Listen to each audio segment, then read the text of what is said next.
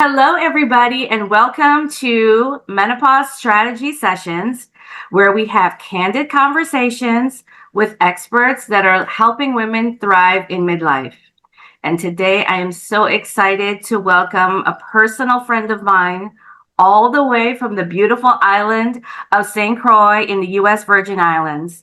She is a nurse practitioner who has over 38 years of helping and serving women. And she is going to be such a treat to talk to today. Let me introduce you to my friend, Miss Naita Salmon, and welcome, Miss Salmon. I'm so happy to have you here. Thank you. Thank you, LaVaughn, for having me. This is one of those menopause topics that many women are experiencing, but very few are willing to openly speak about. And I spend a lot of time in conversation with a lot of women that are too embarrassed to speak about this. So thank you for bringing this to the forefront. And if anyone wants to take a guess about what that topic is, it is what is going on down there. We don't want to talk about it. We feel ashamed. We probably don't have the words or the language to describe what's happening. And Miss Naita has been doing this for so long. She has seen so many women and she has treated them with so much care and compassion. And today we're going to have that conversation right here. So let's start out by talking about, maybe you can tell me the top 3 symptoms women come to talk to you about in your practice. Well, LaVaughn, I can tell you that recently it is painful sex, decreased libido, and vaginal dryness. The common ones are mood swing, night sweats. Everybody's like, yeah, I have those, but these are the things that are bothering me because it's affecting not only my personal life, but my social life, for lack of a better word. And I want you to know that as common, as real as these things are, these are real medical issues, ladies, but they are not something women should simply suffer through in silence. And that's what we do as women. We suffer in silence. The good news is there are solutions. And today we're going to touch on them. So when you talk about the vaginal dryness, can you explain what the women are complaining about and how it presents itself when they come to talk to you about it? Okay, so vaginal dryness is usually caused by hormonal changes, especially estrogen, which plays a major role. I'm a visual person, and when women come to me and talk to me about vaginal dryness and what they're experiencing, I like to use visualization so that they can remember, because when they go away, they will have that image in their head and they'll be like, okay, I understand clearly now what she's talking about. So some would rather not maintain that image, but it helps them to understand and get the point across. So picture the vaginal tissue when you had estrogen or on estrogen. It's like a well-watered houseplant. Okay, when you water your houseplant and they're droopy, they come back to life. They're plump, they're flexible, they're resilient. Now picture what happens when no one waters that plant for months. It gets dry, it becomes fragile, it's not happy, it needs some TLC. So yes, we need to think about what we need in order to help the vagina to become moist again. And estrogen is the body's natural moisturizer. So when estrogen level begins to decline during perimenopause and menopause, the vajayjay, the cocarina, the butterfly, whatever name you want to give it. And yes, I know someone who calls it her butterfly. Yes. The vaginal tissue becomes thinner, LaVaughn, has decreased elasticity, and produces less natural lubrication. Now you have a dry, fragile, and unhappy vagina. Who wants that? Estrogen keeps the vaginal walls thick with elasticity and naturally lubricated. I often tell women, your skin change, your hair change.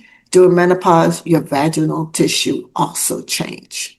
So going on with that visualization, I am thinking about, so you probably don't experience this much because you're in a beautiful climate that's always above 70 degrees. But here in the continental United States, in the wintertime, when it gets really, really cold, our skin also gets really, really dry. And for me, I get prone to paper cuts on my hands because my skin is so thin and so dry. Is that something that can also happen with intense dryness down there? Yes, Definitely it can. And that intense dryness causes irritation when you urinate. And there's a medical term called genital urinary syndrome of menopause, GSM.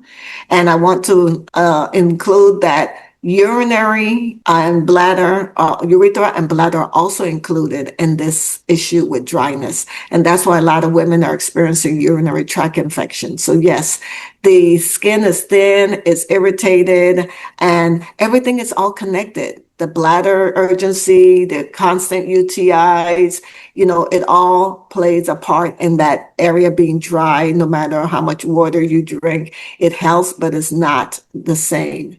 Listen, the vagina isn't being dramatic, ladies, or uncooperative.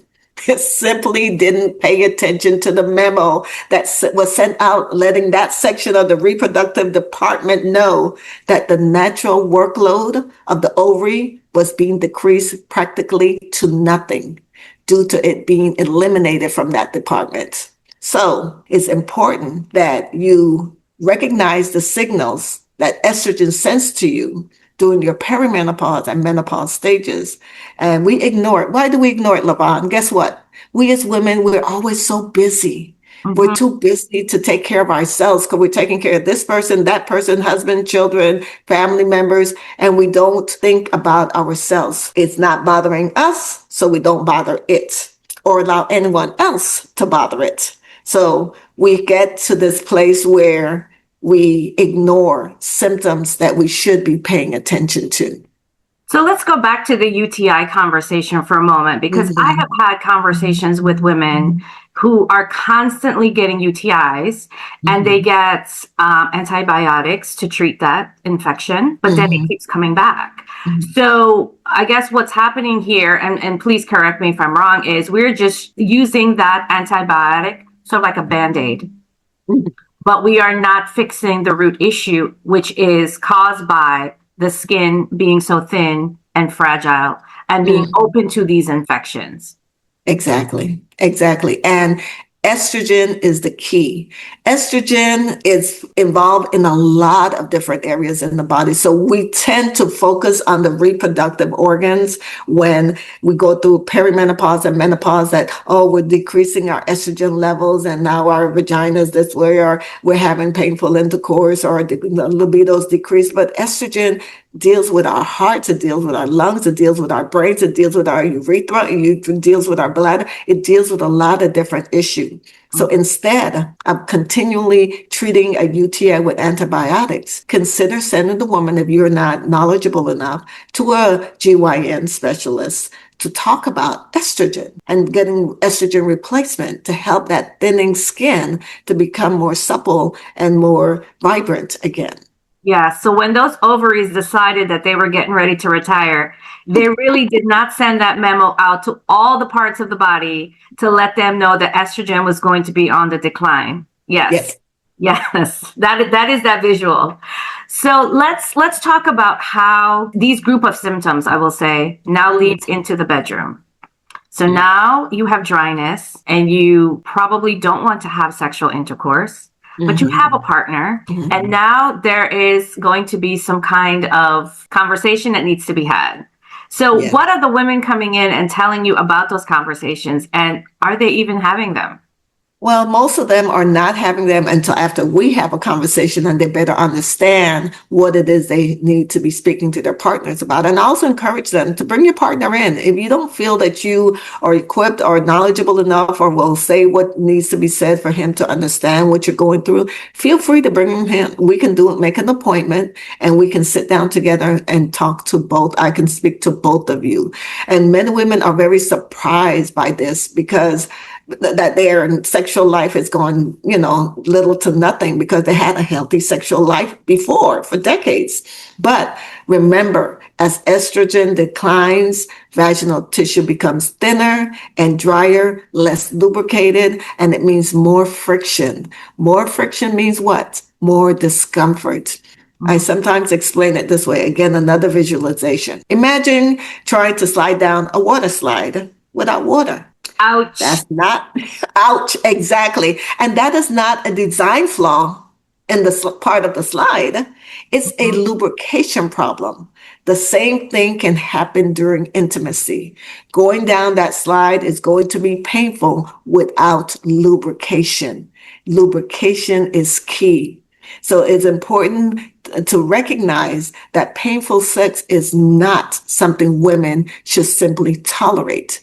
We should not tolerate painful sex. We should sit down and figure out what is going on. And again, having that conversation is key because it will help your partner to understand what you're going through and to help him to understand why you are not feeling in the mood, why you don't want to have intercourse. It's not because you don't love him or care about him or her. It's because you're just having that issue down there that no one is really addressing. And we all think it's up here and it's really down there. So yes, conversation is definitely key.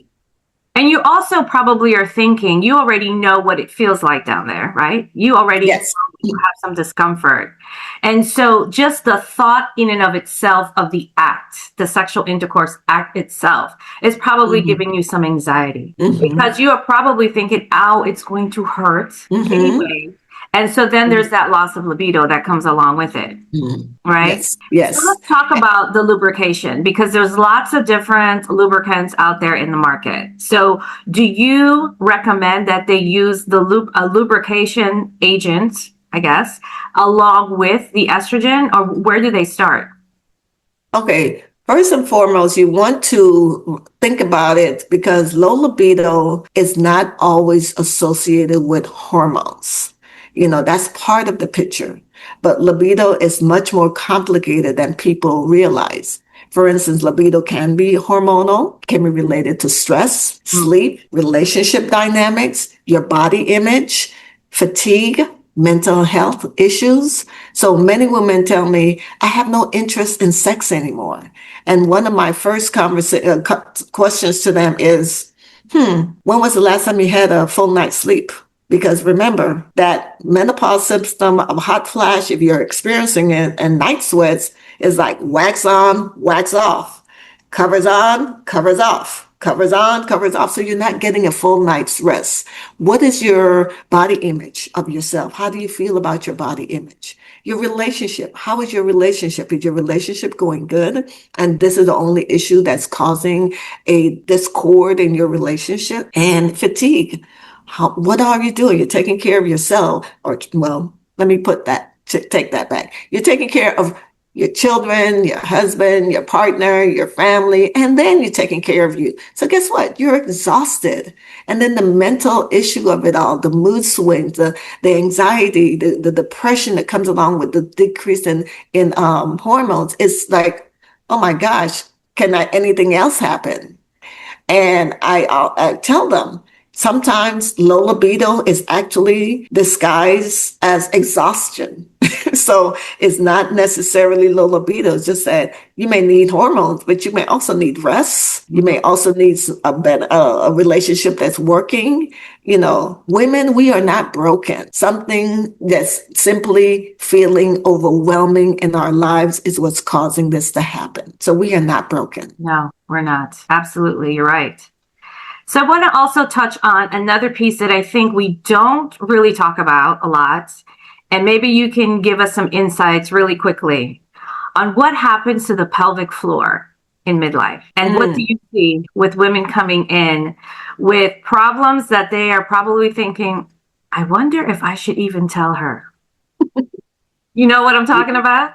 Yes, yes, yes. So the issue is that your pelvic floor, okay, we go to the gym. A lot of us are into, staying fit. We want to keep our mind fit. We do all these little mind things to help us remember things. We want to keep our body fit, but we forget that down there it needs to be exercised as well.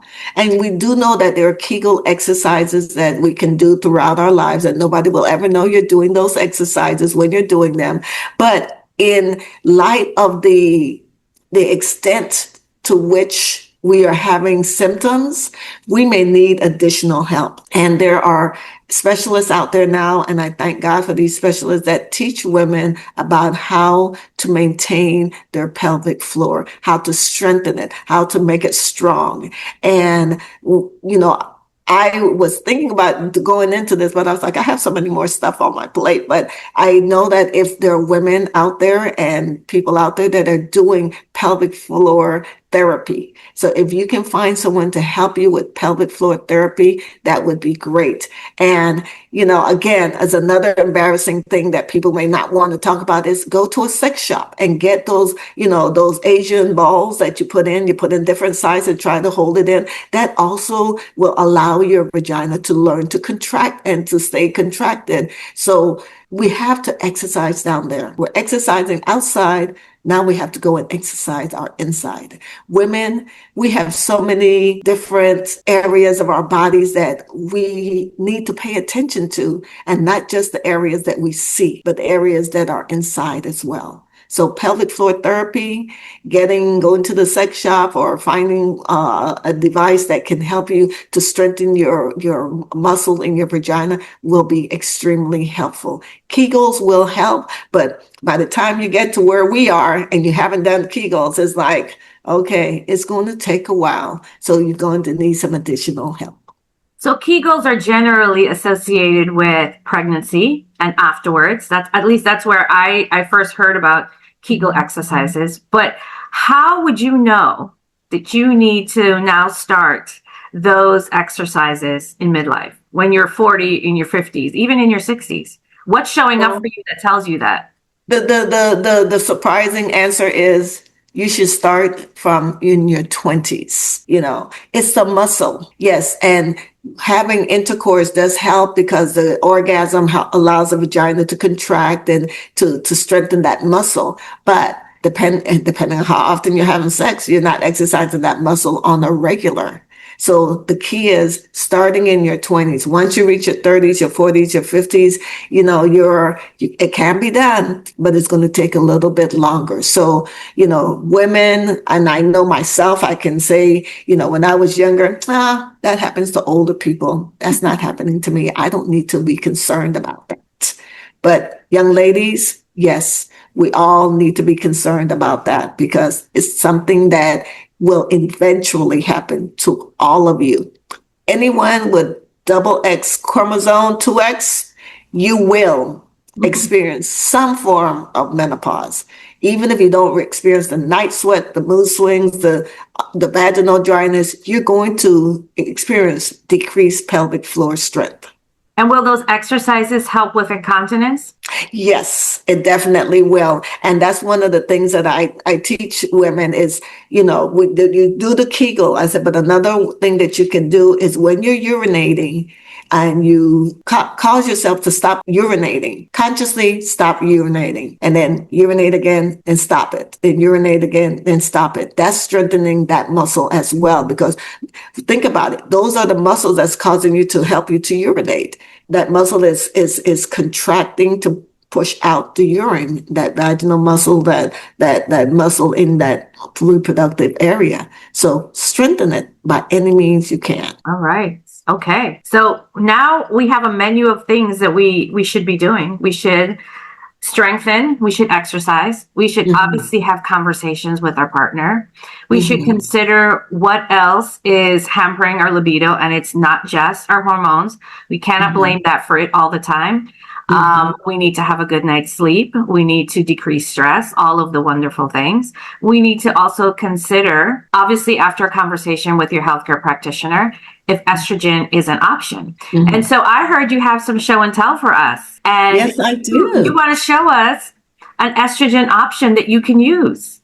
Yes. Well, before I show the estrogen option, I just want to know, because I live in the Virgin Islands, and here most people want to do what? The most natural thing that they can do. So I'm going to share some non-medical solutions, but I want to encourage you that the estrogen that is given to you is this is identical, bioidentical to the estrogen you lost when you started going through perimenopause and menopause, and is now maybe post-menopause. It's the exact same estrogen. It's not anything that we have created, especially the one that I am sharing with you. So some of the non-medical solutions are regular sexual exercise, like I was sharing with you earlier, strengthening your pelvic floor. Quality lubrications. There are a lot of different quality lubrications. You want to make sure that you use something, if you're using condoms, that does not decrease the integrity of the condom. Vaginal moisturizers. There's things that you can use over the counter. That a lot of stuff are coming out there, ladies. So just do your due diligence. Of course, pelvic floor therapy, stress reduction, better night's sleep, hydration, and general exercise. But the medical prescribed things is that I would like to share with you is something that I personally use. Okay, and I tell women, and I am glad that I use it, because when they say, well, do you use it? I'm like, oh yeah, I do. And one of the things, and this is a sidebar, but one of the things that some of the women that are 10 years out, post-menopause, 10 years out, are concerned about, because there's conflicting evidence, research that says if you're 10 years out, you should not use any HRTs, hormone replacement therapy. And some research says it's okay. So I say, speak to your healthcare provider, because we have to take all your other health issues into consideration before we decide yes or no, or you decide yes or no. So there's local estrogen. Of course, there's HRT, which includes estrogen and progesterone. And ladies, let me tell you, if you're having trouble sleeping, feeling stressful, anxiety, progesterone is the way to go. That will help to give you a good night's sleep. Let me tell you, give you a good night's sleep, decrease your stress level. And it's the micronized progesterone is the one that I usually will prescribe to women. And another key thing that I want you to remember, if you have a uterus, meaning your womb is still intact and you did not have a hysterectomy, if you are doing HRTs, you cannot do estrogen alone. You must do the progesterone. And also, if you don't want to have a period come back, you must do them combined continually. Most of the time they will say, okay, you only need 12 days of the progesterone. But if you do that, then you might get breakthrough bleeding. And I know after over 10 years of not having my menstrual, I don't want it to come back. So estrogen and progesterone combined continually is what's recommended. Now, what I take is this, and mine is a pill. It's on the end. Let me see if I can show you. So this is what it looks like. See, it's very tiny. There's the pill on the end right there. And this is what you insert in your vagina. When you start, it's every evening for 2 weeks, and then every 3 to 4 days continually. And it's easy peasy, no mess. Or you can use the cream. There is a cream also that you can insert, and it will do the same thing. And that some women like, because what they can do is they can take the extra cream after they insert it in their vagina, take the extra cream that's left and put it on your urethra or outside on your clitoral or vaginal area for additional lubrication. So it's very, very important that if you are a woman experiencing vaginal dryness, I sound like a commercial. If you are a woman experiencing vaginal dryness, love the commercial. It's for you. It is definitely an option. It is an option, ladies, and it's not for everyone. Everyone may not want it, but I have a someone that I know, and she's in her 70s, and she said, if you try to take my hormone replacement therapy from me, you and I will fight. I will fight you. So it's definitely subjective, and it's up to you. It's an individualized thing, and you have to decide how bad it is that you want some help, and if it's something that you're willing to consider. So local vaginal estrogen, hormone replacement therapy, pelvic floor treatment. The key is getting evaluated by a qualified healthcare provider. Women, we deserve individualized care. We're not a generic answer. It's not the same thing for everyone. So we have to be aware of that. And, I love it when patients come in and say, well, my friend is doing this, and that, and she doesn't like it, or my friend is doing this and that, and it worked really well for her. So I always tell them, that's your friend. This is not you. So let's see what will work for you, and we will try it. No, nothing beats a failure but a try, ladies. Nothing beats a failure but a try. So if nothing else, try it. And I have had women who go on the HRT and they're like, oh my gosh, where have this been all my life? And sex life is back on track. Mood is back on track. Life is back on track. And, is this part of aging? We do have common things that happen to us as a result of the decrease in estrogen in our bodies, but it doesn't mean that it's normal. Common doesn't mean normal. And common certainly doesn't mean that you have to suffer. Gray hair may be a part of aging. Painful sex is not something you should simply accept. Vaginal dryness is common. Low libido is common. But suffering in silence is not something that you should consider normal. In any sense, do not ignore the things that your body is feeling and telling you. Address it so that you can feel to the utmost level that you can feel. And, there's something that I was listening to a podcast by Mel Robbins, and she was interviewing someone, and she said, and this was a take home to me, menopause is a physiological, a hormonal, a psychological, and a social transition. Nothing will be the same, but it can be great or better if we step in front of it and prepare. So the key is step in front of it. It doesn't have to be a horrible thing. I had a patient that I saw just recently. She said, you know what? Menopause is great because it gave me a lot of clarity. I am clear on who I am, what I'm going to do, what I'm not going to do, what I'm going to tolerate. And so it all depends on our perspective. So, if your vagina could send yourself a text message, what would it say? It would say a little estrogen and some lubrication would be greatly appreciated, please. Thank you very much. I love it. I love that. And that is the perfect ending to this.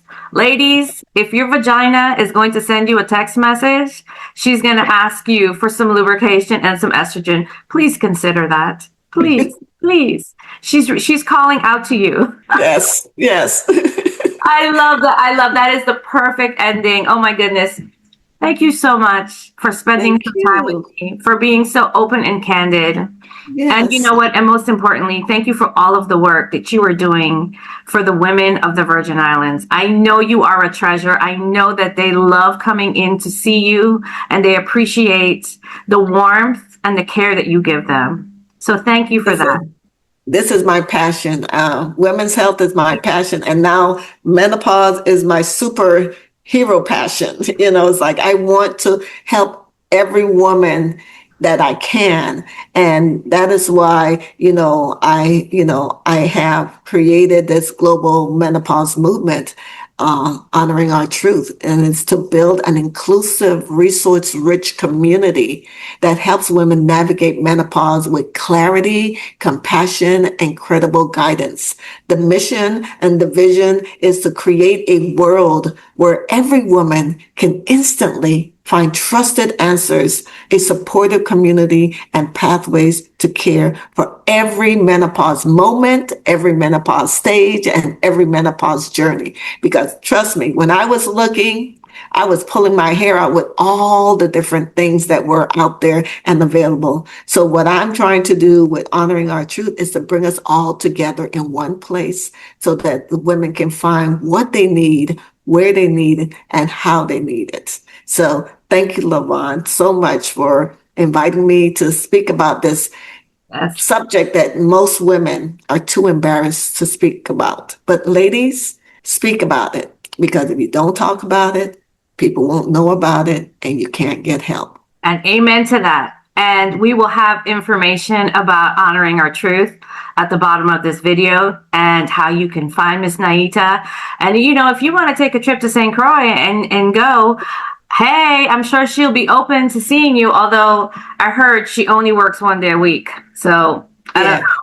But I am also willing to travel and come talk to a group. So if you have a group that's willing to, you know, have that one-on-one, you know, I am here to help anyone and everyone. So yes, so it's a conversation. So let the conversation begin, okay? That's the key right there. The conversation must begin. So do not stop letting the conversation begin. That's the first step. We are in this together, ladies. We are in this together, locking arms and walking strong. Agreed. Thank you again. Bye, everybody. Bye. Thank you for your time.